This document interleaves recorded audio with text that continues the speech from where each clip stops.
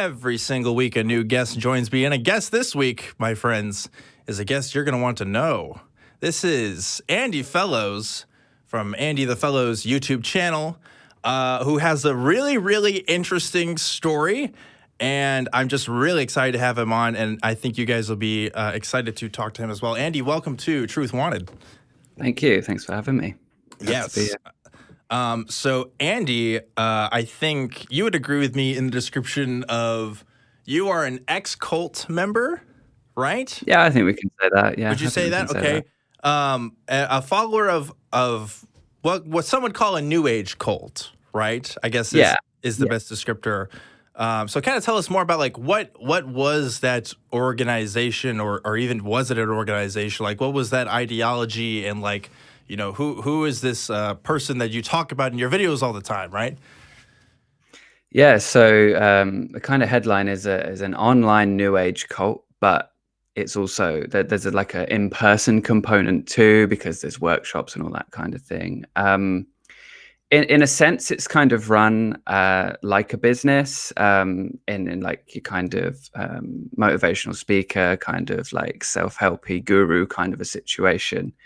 But the content that's taught by the leader, Teal Swan, is it goes from the more wooey stuff into some kind of mental health stuff, into like I think it kind of treads into it treads in a lot of different areas. It goes well beyond what I would say would be the jurisdiction of your average kind of spiritual teacher. If that makes sense. Mm-hmm. So, you know, like I use the term cult and I don't use that word lightly. Every time that word comes up, we always talk about really what we mean when we say that. And the reason why I say it is because that's a word that I've seen you use when describing kind of Teal Swan teachings. And of course, you know, there's spiritual teachers out there. There's churches out there. There's you know, meditation groups out there that I definitely wouldn't call cults. But, you know, under your understanding and honestly, my understanding as far as what I understand from the group, like we would use that word. Like, why would you call this organization in particular a cult? Why do you think that it meets that criteria? Well, it does tick a lot of boxes as far as I'm concerned on Stephen Hassan's bite model. And I have been working on a fully cited analysis of the group based on that model. And what's the name of the group, by the way? I don't think we've said the name. So the leader's Teal Swan. I've referred to them as the Teal Swan cult, but they've also Teal Tribe is one thing that they've called themselves. Tealers. There's not really like a clear set name because really it's all about teal, and so the people that follow her. Some of them call themselves Tealers, others don't necessarily identify that way, but behave in quite a similar way. So, yeah, so because, you know, one thing about that I see a lot with kind of New Age groups is a lot of people take, you know, some things from this thing, some things from that thing, and they kind of make a syncretic sort of idea of their own place in reality and things like that. But you would say that, I don't know, maybe you would agree with this, that Teal's kind of teachings, they aren't as, you know, welcoming towards some other kinds of ideas, especially mainstream ideas with mental health, right? I think that's probably one of the bigger criticisms. Yeah, and Teal has, there's been numerous times, I believe, where she's been recorded saying things about the mental health field, essentially disparaging the mental health field and its effectiveness.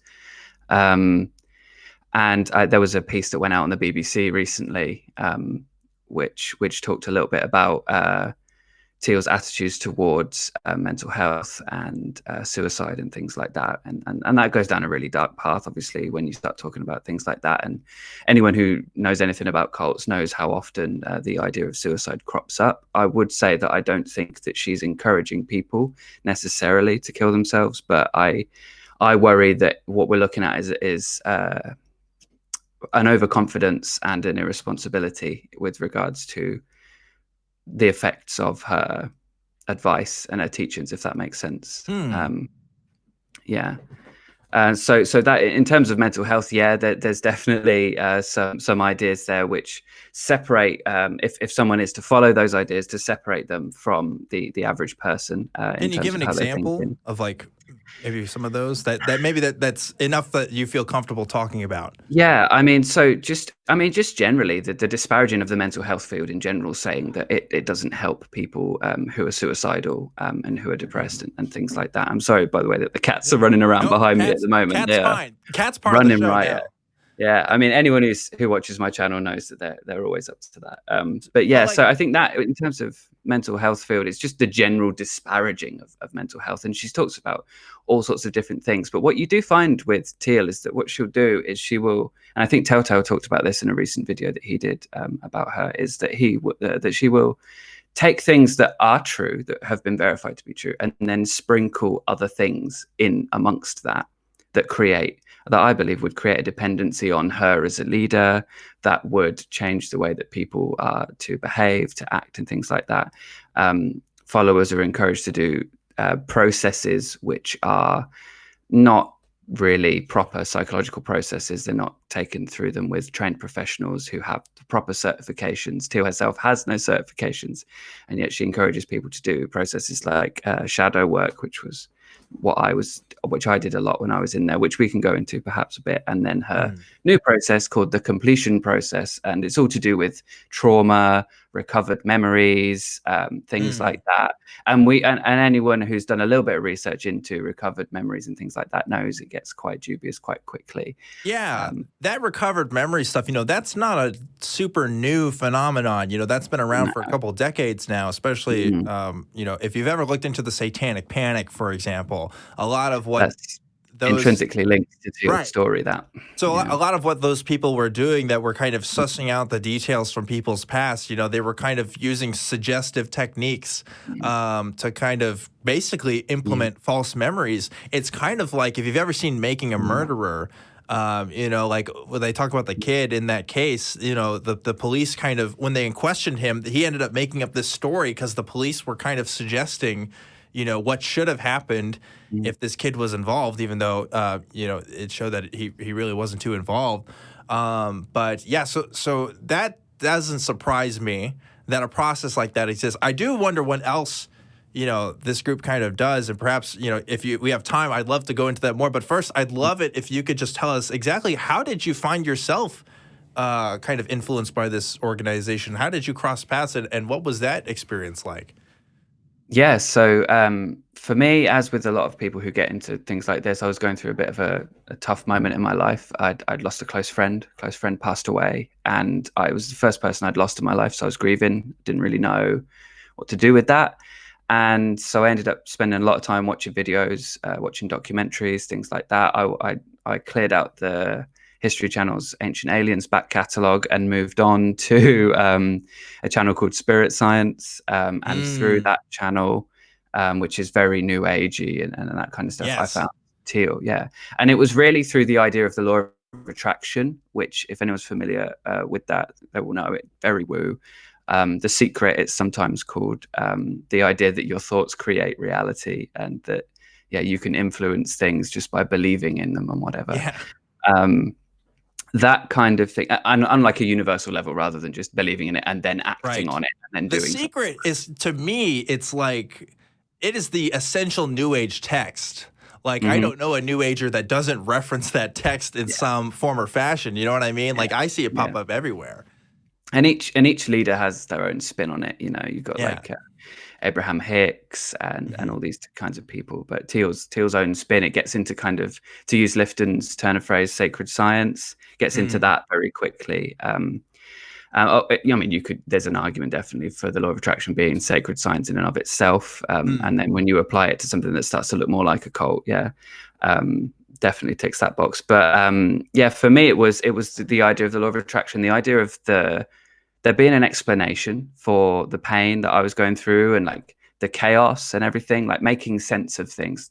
I felt like I came into an understanding, and listening to Teal talk about it, she seemed to understand it better than anybody I had kind of come across before. Because it's easy to understand something if you're or to seem like you're understanding something if you're kind of making the rules as you're going along. And that's what I Yeah. believe she's doing. So what was an idea, like, what's an example of an idea that really appealed to you? Um, well, I think the law of attraction in and of itself, Mm, definitely.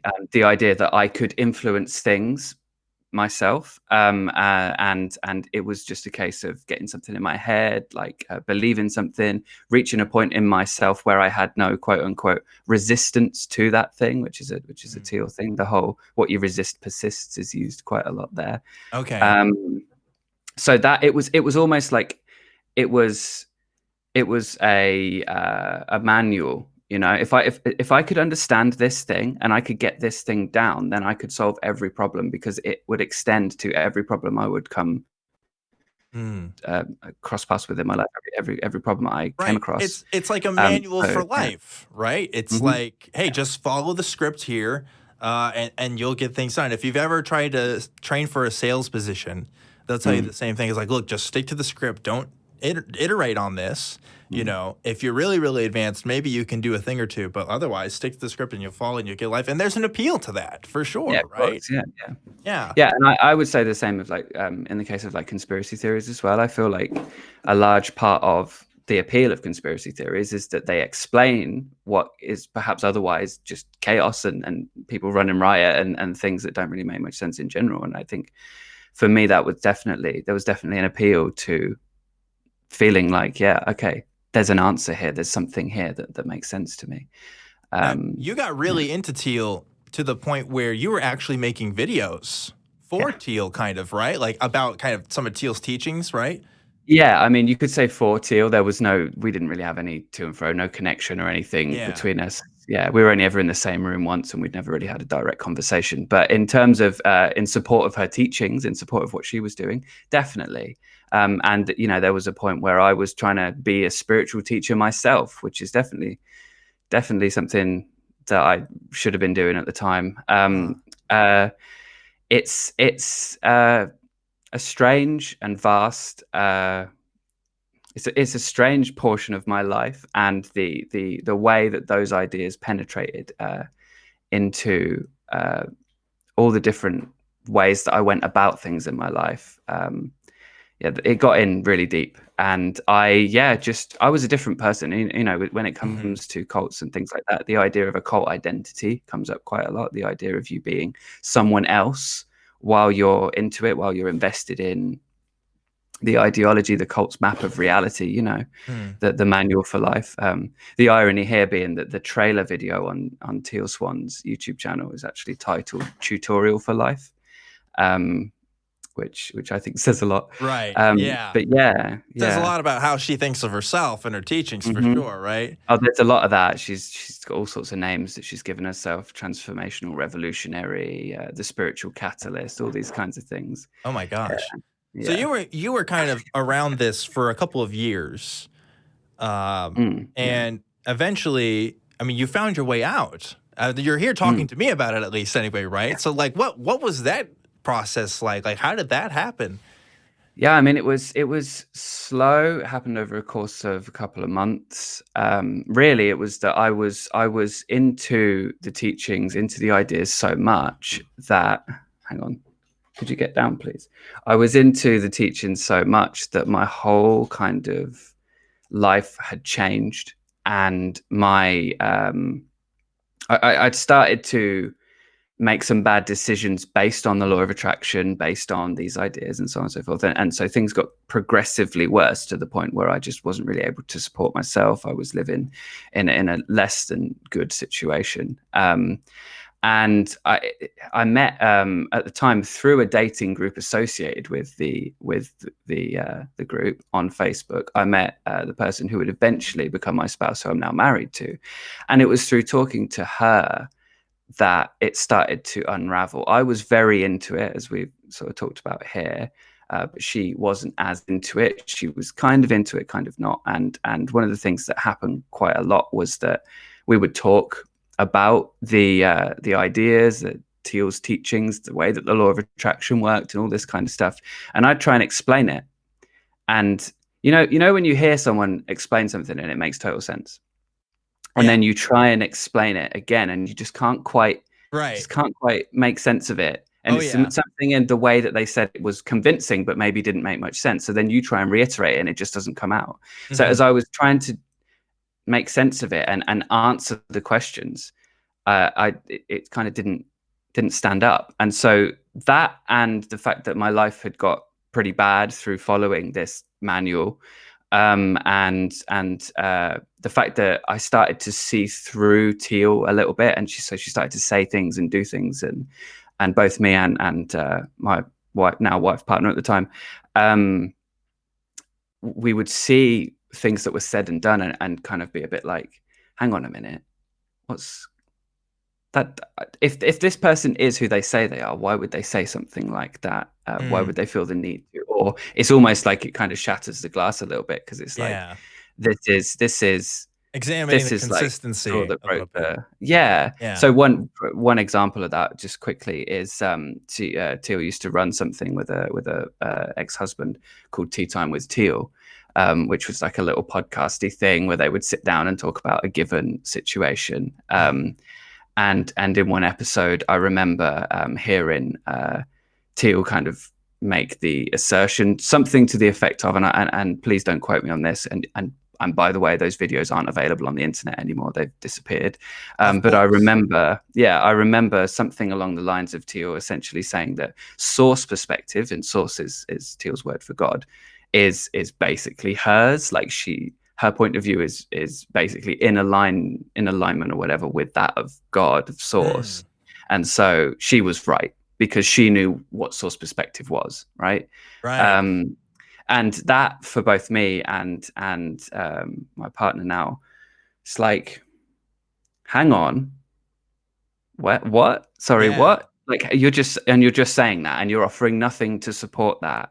And so that was one of those moments that it just started to fall down. And also, I mentioned shadow work and completion process. When I was involved in it, it was shadow work, which is this psychological process where you go deep down into your thinking and you pull out these core beliefs or whatever, and then you learn more about yourself, and that helps you to get better at attracting things using the law of attraction. It's this whole thing, right? Mhm. But that had caused my mental health to deteriorate, and it was my partner suggesting maybe just take 2 weeks off from that and just see how you feel, because that might be what's causing you to feel bad. That suggestion, which I followed, started to help me to unravel. So it was a few things. It was, stopping that. It was seeing through the Teal thing. It was having these conversations where I realized the ideas didn't really stand up. Just a perfect sequence of events that led me to the point where I started to Yeah. question it. Fast forward a few years, and I end up an atheist. But there was a long winding road to that point. But in terms of leaving Teal behind and everything, that was really how that happened. Yeah. So, and that's something that I find is pretty common in a lot of people's stories. We were talking about this a little bit before the show that, Mm. we're both atheists here, but like both did not start as atheists. Like there Mm. were sequences of events that kind of led us to this road. But a lot of Mm. people who end up kind of taking in new age beliefs into their Mm. personal kind of philosophies, I don't see a lot of them go the atheist path once they leave Mm. one. It seems like they kind of leave one and take another, or maybe leave that one and take another. And it's not too often that they kind of end up where we're at. Do you have any insight as to why something like that might be? Or I mean, speaking for myself, I have seen a few people that have gone from New Age to like full on Christianity. mm, That's happened a few times, and I would hazard a guess that perhaps there's something in Christianity that the New Age couldn't quite provide. Perhaps a structure, perhaps something that's a little bit more concrete in terms of, mm, depending where you go, obviously, sure. in terms of the ideology. But yeah, I would. And I know for me, it was really raising a bar on what I was going to accept as true, and demanding a little bit more. And I wonder whether that's something that people who do come out of the New Age thing, who don't end up atheist, don't really come to. Perhaps it's maybe they just have another need that I didn't have at that moment. Like Mm, I kind of came to a point where I was like, I don't care whether it makes me happy or not. I want to know I want to realize the closest thing to what the actual truth is, if possible. That I think it's Robin Ince's the least wrong set of answers, right? right. I want to get to that. And when I get to that, then even if it makes me unhappy, I'm going to find a way to be happy. Whereas I do feel like there are other people who perhaps have different priorities, and to each their own. But Yeah. I yeah, think that's a great insight, because oftentimes religions and ideologies do serve to fit some sort of need in people's mm, lives. yeah, And like I'm speaking as just a member here, of the Atheist Community of Austin. Like, yeah, I love my community here, and I like talking about the ideas here, and I get a great sense out of that. But I also think, I align with kind of what the other people around me here think. Obviously mm, with atheism, it's a little bit different because we don't have mm, like a book that we're going yeah, to. You know what I mean? Like we're not following the same stuff. But I desire community just like everybody else, right? mm, And like people wonder, why do we even talk about this stuff if we don't have those same kind of beliefs? It's like, oh, because we're people too. mm, And I think as soon as you raise your own standard like you did and like others have, you set yourself apart a little bit because you're suddenly looking for something that the people around you may not necessarily be looking for. And that's where I think a mm, lot of that conflict happens. I think that's why it's so hard for people to take that step because you're essentially trading comfort for something else. And it may mm, not be what you want it to be, yeah, but it still happens anyway. So I'm just yeah, really glad that you are out of that now. And I'm so glad that you're speaking on the topics that you are because hey, if something's not true, I want to know if it's true or not, right? Like I want to mhm, get people's perspective and stuff. I haven't had anybody call in saying Teal Swan is super great and I should listen to her, but I have had mm. conversations with you, and I think I've kind of made enough of a decision from there. But if you have any questions for our guest here, Andey, tonight, please go ahead and call in at the number at the corner of the screen. We still have some lines open, folks, and we'd love to have a conversation with you, if not specifically about this, then just about whatever you were going to call about anyway, before Andey showed up. But Andey, thanks again for talking to us about your experiences with Teal. Before we get into calls, I do want to know, so what are you doing with the channel now that you're kind of on the other side of things? Like, what's the scope of what you're trying to do with yourself? Well, the first thing I say is I'm talking about destructive cults, damaging norms, and just generally bad ideas. Although I typically spend a lot of my time talking about cults, and really what I want to do is create like a sort of skeptical, rational resource for people who are turning away from those kinds of ideas and looking to develop their critical thinking skills a little bit more, to find in themselves as that kind of thing we talked about there, the desire perhaps to raise the bar on what they're willing to accept as true, to think through things a little bit more, to question things a little bit more. And really I think it's not as much exposing anything. I'm not interested in exposing anything. Or I know there's a lot of comments I get, people saying, oh, you just want to bring these people down and stuff, and really that's not my intention. It's to provide some kind of skeptical resource, just something that changes the conversation a little bit from being just accepting what people are saying or buying into something because it sounds good, and saying, well, hang on, even if it sounds good, does that mean it is good? And let's sort of look under the hood, if you like, look under the bonnet a little bit, and what's actually going on here. If it's true, let's talk about it, right? Let's figure Yeah, out the ins and outs, yeah, and let's yeah. be okay.